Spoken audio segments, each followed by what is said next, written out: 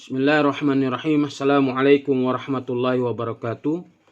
Alhamdulillahirabbil alamin wassalatu wassalamu ala Rasulillah wa ala alihi wa sahbihi ajmain, amma ba'd.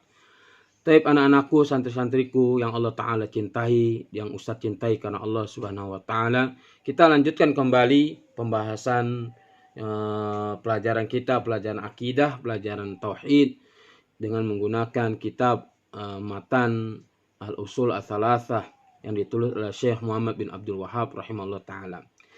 Kita akan membacakan dan membahas halaman 4 dan ke-5. Penulis yaitu Syekh Muhammad bin Abdul Wahhab rahimahullah ta'ala berkata, "I'lam rahimakallah annahu yajibu ala kulli muslimin wa muslimatin ta'allumu thalathi hadhil masaili wal amalu bihinna." Ketahuilah, semoga Allah merahmatimu. Semoga Allah merahmatimu. Wajib bagi kita atau wajib atas seorang muslim laki-laki. Jadi bahwasanya wajib bagi seorang muslim laki-laki dan muslim perempuan mempelajari tiga perkara. Serta mengamalkannya, sekaligus mengamalkannya. Al-ula, yang pertama, annallaha khalaqana wa razaqana wa lam yatrukna hamalan bal arsala ilaina rasula wa man ata'ahu dakhalal jannata wa man asahu dakhalan nar. Wad dalilu qauluhu ta'ala inna arsalna ilaikum rasulan syahidan alaikum kama arsalna ila fir'auna rasula fa'asa fir'aunur rasula fa'akhadnahu akhdaw wabila. Yang pertama adalah dari tiga perkara yang wajib seorang muslim dan muslimah mempelajarinya. Yang pertama adalah bahwasanya Allah lah yang telah menciptakan kita. Allah lah yang telah memberikan rezeki kepada kita.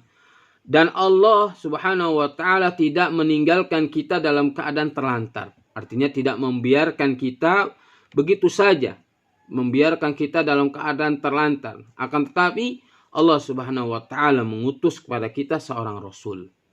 Bertujuan untuk apa? Untuk menyampaikan risalah, wahyu dari Allah Subhanahu wa Ta'ala, untuk mengingatkan manusia, untuk menyampaikan apa yang Allah Ta'ala perintahkan, untuk menyampaikan apa yang Allah Ta'ala larang pada manusia.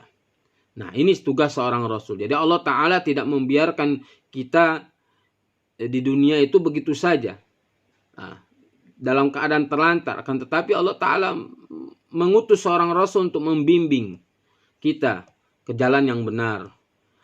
Seorang rasul memberikan nasihat, memberikan peringatan, memberikan kabar gembira, memberikan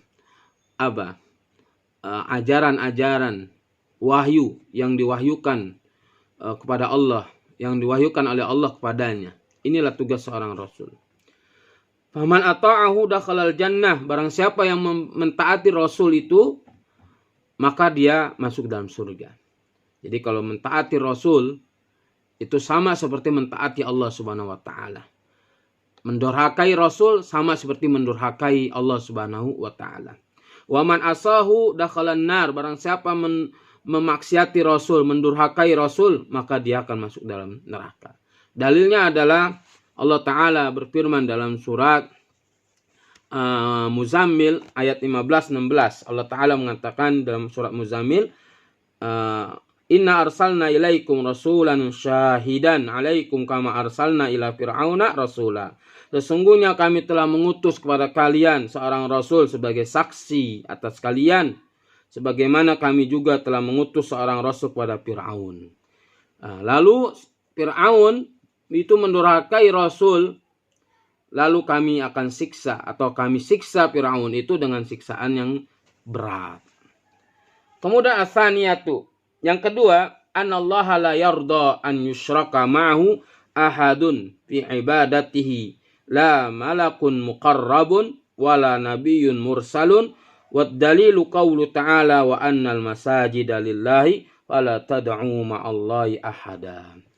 Yang kedua, bahwasanya Allah Subhanahu wa Ta'ala itu tidak ridho Allah Subhanahu wa taala itu tidak ridho jika seseorang itu mempersekutukan Allah. Jadi Allah taala tidak ridho dan tidak akan ridho jika ada seseorang yang mempersekutukan Allah di dalam beribadah kepadanya. Baik mempersekutukannya itu dengan malaikat yang dekat dengan Allah Subhanahu wa taala atau dengan seorang nabi yang diutus. Dalilnya adalah firman Allah Subhanahu wa taala dalam surat Al-Jin ayat 18. Allah taala berfirman, wa annal masajida lillahi fala tad'u ma'allahi ahada. Dan sesungguhnya masjid-masjid itu kepunyaan Allah, maka janganlah kamu menyembah seseorang pun di dalamnya di samping menyembah kepada Allah. Jadi tidak boleh mempersekutukan Allah. Dosa besar, bahkan dosa yang tidak akan diampuni oleh Allah Subhanahu wa taala. Dan bahkan Allah Ta'ala akan masukkan ke dalam neraka apabila seorang mempersekutukan Allah dan belum sempat bertaubat kepada Allah dengan taubatan nasuhan. Tapi kemudian as-salisatu yang ketiga, anna man ata'a ar-rasula wa wahhadallaha la yajuzu lahu muwalatu man haddallaha wa rasulahu walau kana aqraba qaribin. Yang ketiga, barang siapa orang yang mentaati Rasul dan mengesahkan Allah, mentauhidkan Allah, maka ia tidak boleh berloyalitas, berkasih sayang kepada orang-orang yang menentang Allah, orang-orang yang memusuhi Allah dan Rasulnya, meskipun mereka adalah kerabat yang paling dekat. Jadi tidak boleh orang yang memusuhi Allah, menentang Allah, kafir pada Allah, kita tidak boleh berloyalitas, berkasih sayang pada mereka. Allah Ta'ala berfirman, kata Allah Subhanahu wa taala, tajidu qauman, di dalam surah Al-Mujadilah ayat 23. Surah Al-Mujadilah ayat 23. Allah Ta'ala berfirman, ayat 22 Mujadilah ayat 22.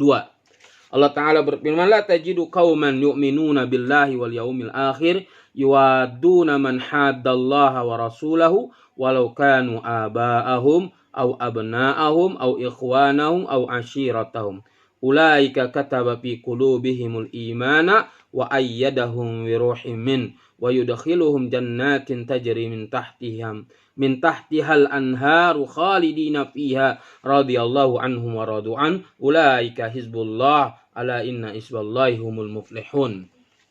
Kata Allah Subhanahu wa taala dalam surah Al-Mujadilah ayat 22, kata Allah Subhanahu wa taala, engkau tidak akan menemukan atau mendapati menemukan suatu kaum yang beriman kepada Allah dan hari akhir, mereka saling berkasih sayang